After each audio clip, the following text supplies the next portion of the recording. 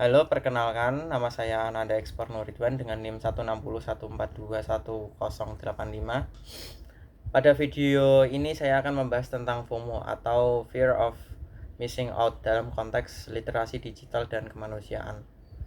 Selama ini, FOMO sering dipahami sebagai rasa takut tertinggal dari tren di media sosial. Misalnya, merasa harus ikut sesuatu karena banyak orang yang sedang membicarakannya.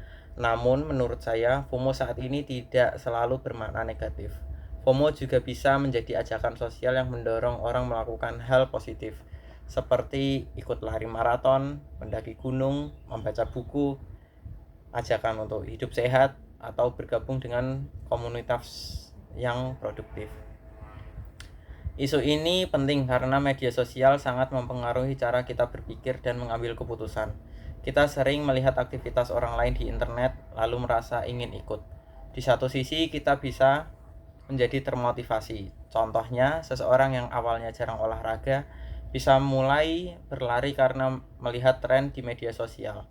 Seseorang yang jarang membaca juga bisa mulai tertarik membaca buku karena melihat banyak orang membagikan rekomendasi bacaan.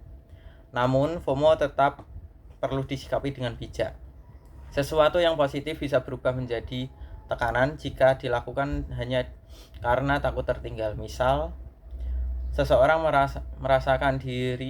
memaksakan dirinya untuk ikut maraton tanpa persiapan, mendaki gunung hanya demi foto, atau membaca buku hanya agar terlihat produktif. Akhirnya, kegiatan yang seharusnya bermanfaat berubah menjadi ajang pembuktian diri di media sosial.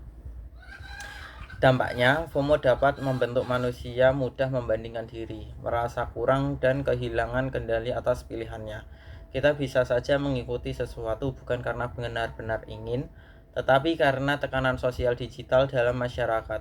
Hal ini juga bisa menciptakan budaya performatif, yaitu melakukan sesuatu lebih untuk ditampilkan daripada dimaknai.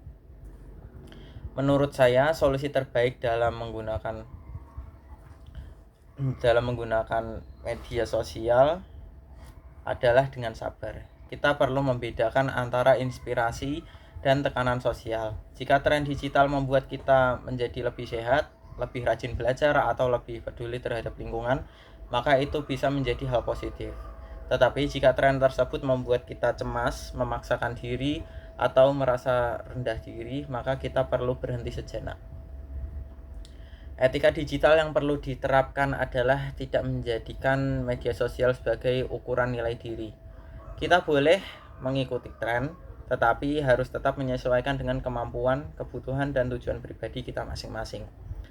Selain itu, saat membagikan sesuatu di media sosial, sebaiknya kita tidak hanya menunjukkan hasil, tetapi juga proses, tanggung jawab, dan nilai positifnya. Kesimpulannya, FOMO bukan hanya tentang takut tertinggal. FOMO juga bisa menjadi dorongan untuk berkembang.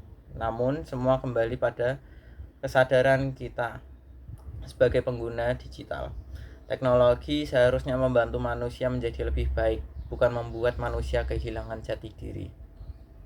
Saya Ananda Ekspor Nuridwan. Terima kasih telah menonton video ini. Terima kasih. Sampai jumpa.